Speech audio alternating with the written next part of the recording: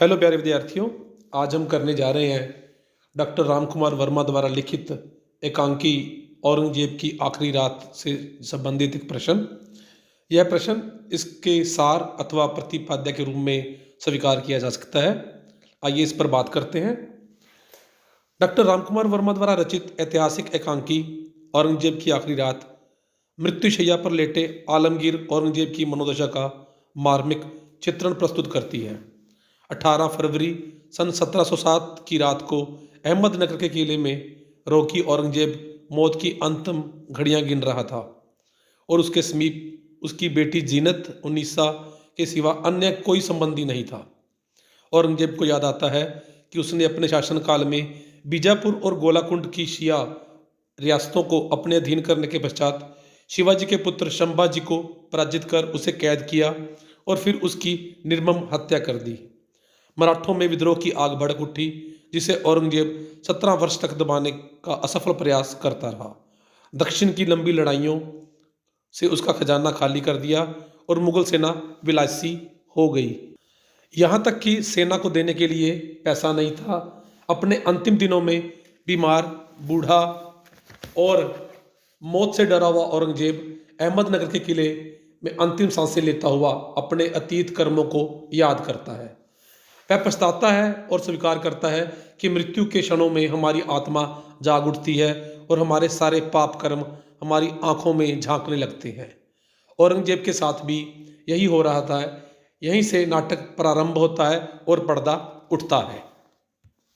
इस दृश्य में औरंगजेब रह रहकर खांसता है और जब उसकी बेटी कहती है कि हकीमों ने विश्वास दिलाया है कि आलमगीर की खांसी शीघ्र ठीक हो जाएगी, तो औरंगजेब कहता है कि उसकी यह खांसी साधारण नहीं है, यह तो उसकी सल्तनत की मृत्यु की सूचक है। औरंगजेब याद करता है कि उसने असंख्य विद्रोहियों को समाप्त किया, राजपूतों को अपने कदमों पर झुकाया और मराठों को हराया। उसने याद किया कि शिवाजी बहादुरी के साथ उससे लोहा लेता रहा। औरंगजेब को जीनत जब दवा देने लगती है तो वह पूछता है क्या उसने यह दवा हकीम को चखवाई थी। जीनत कहती है उसने यह दवा हकीम को भी चखवाई थी और स्वयं भी चखी है। शक्की औरंगजेब दवा पी लेता है और उसके तीखेपन को शासन के स्वाद की तरह तीखा बताता है।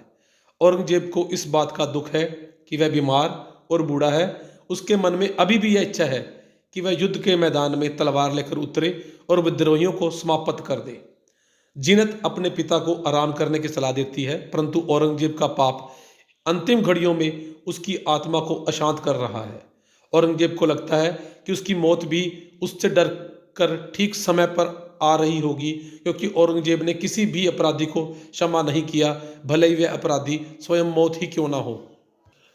औरंगजेब को अपने पहले पाप के रूप में अपने बूढ़े पिता शाहजहां को बंदी बनाना याद आता है। उसे लगता है कि वह अपने बूढ़े बाप का करुण रुदन सुन रहा है। उसे यह भी लगता है कि उसने सारे पाप धर्म के नाम पर किए, परंतु कभी भी धर्म के वास्तविक अर्थ को नहीं समझा। जीनत उसे दिलासा देती है कि पिता को कैद करके उसने उन्हें अपने बेटों की कब्रों देखने के दुख से बचा लिया, परंतु औरंगजेब की आंखों के सम्मुख वह दृश्य तैर जाता है जो उसे उसके सेनापति मोहम्मद ने उसे सुनाया था। बूढ़ा विवश शाहजहां किस प्रकार कैद हुआ और किस प्रकार 7 वर्षों तक आगरे के किले में ताजमहल को दूर से देख देख कर आंसू बहाता हुआ मरा था। ये बातें औरंगजेब की आत्मा को कचोटती हैं। उसे लगता है कि शाहजहां चीख रहा है और ताजमहल चूर चूर हो रहा है। उसे क्षण भर के लिए नींद आती है तो एकाएक शाहजहां उसके स्वप्न में दिखाई पड़ता है। उसे लगता है कि बूढ़ा, कमजोर और दुखी शाहजहां अपने बेटे औरंगजेब को ढूंढ रहा है, जो बादशाह बनकर बेटे के सारे कर्तव्य भूल गया था। औरंगजेब की आंख खुल जाती है और वह अपनी बेटी से कहता है कि सोने के पिंजरे में फड़फड़ाते पक्षी को आज़ाद कर दे। पक्षी को आज़ादी से उड़ता देखकर उसे संतोष होता है, साथ ही इस बात का दुख भी कि उसके पिता शाहजहां को भी पक्षी जितना सुख भी नहीं मिला, अर्थात अपने अंतिम दिनों में भी वह आज़ाद नहीं हो सके। तेज जबर और कमजोरी के कारण औरंगजेब के मन में डरावने विचार आने लगते हैं। उसे लगता है कि खिड़की से उसका भाई दारा का सिर हीन धड़ झांक रहा है। औरंगजेब भयभीत होकर उससे पूछता है कि उसके सिर का क्या हुआ। वह उसके सिर ढूंढ लाने की बात कहता है। वास्तव में औरंगजेब ने ही दारा का सिर कटवाया था और उसकी दुर्गति की थी। हकीम के आने पर बेहोश औरंगजेब के लिए दवाई तैयार करवाई जाती है। हकीम के प्रयत्नों से बादशाह को होश आता है और वह दीन होकर कहता है कि उसे फिर से बेहोश कर दिया जाए। वह अपने होश में रहकर और अधिक दुख नहीं सह सकता। उसके पापों का भार इतना बढ़ गया है कि आत्मा दुख, भय और पश्चाताप की आग में निरंतर जल रही है। हकीम बादशाह की मांग के अनुसार दवा बनाकर चला जाता है। नमाज का समय निकट होने के कारण औरंगजेब जीनत से कहने पर दवाई के कुछ समय पश्चात पीने का निर्णय लेता है। औरंगजेब के मन में यही इच्छा है कि उसकी कमजोरी किसी तरह दूर हो जाए। उसे यह लगता है कि अब यह कमजोरी जिंदगी के साथ ही दूर होगी। अंतिम क्षणों में आत्मा किस प्रकार चमक उठती है उसका उदाहरण भी यहाँ दिया गया है। हमीदुद्दीन खां ने 4000 रुपये का हाथी बादशाह के स्वास्थ्य लाभ तथा सितारों के कुप्रभाव को समाप्त करने के लिए बलि करने की प्रार्थना की, तो बादशाह ने उससे कहा कि 4000 रुपये काजी को दे जाएं ताकि वह उस पैसों से गरीबों में बांट दे। हकीम के जाने के पश्चात औरंगजेब ने को जब होश आता है तो वह हकीम को की दवा को खिड़की से फेंकने का हुक्म देता है। उसे किसी पर भी विश्वास नहीं रहा, दवा पर भी नहीं। औरंगजेब को लगता है कि उसका आखिरी समय निकट है। उसे याद आता है कि उसने अपने बेटों को जेल में डालकर बहुत बड़ा अपराध किया। उसे लगता है कि मुअज्जम, आजम और काम बख्श का अपराध यह है कि वह शक्की बाप के बेटे हैं। उसे बेटों के साथ किए दुर्व्यवहार पर पश्चाताप होता है।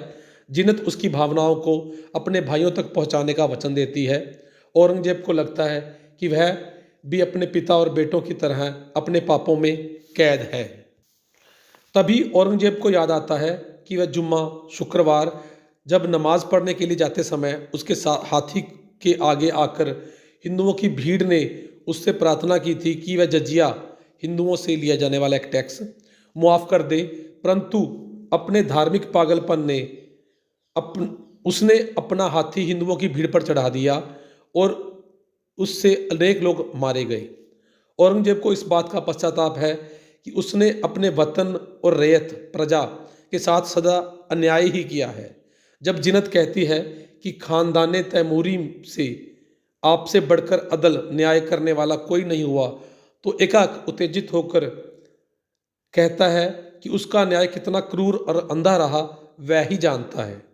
उसका भाई मुराद, जिसने उसके साथ मिलकर सामूगढ़ की लड़ाई में बड़े भाई दारा का मुकाबला किया, जिसने राजा राम सिंह के वार को अपनी ढाल पर रोककर उसकी रक्षा की थी, उस भाई मुराद बख्श को भी क्षमा नहीं किया, उसे भी यातनाएं देकर मरवा डाला।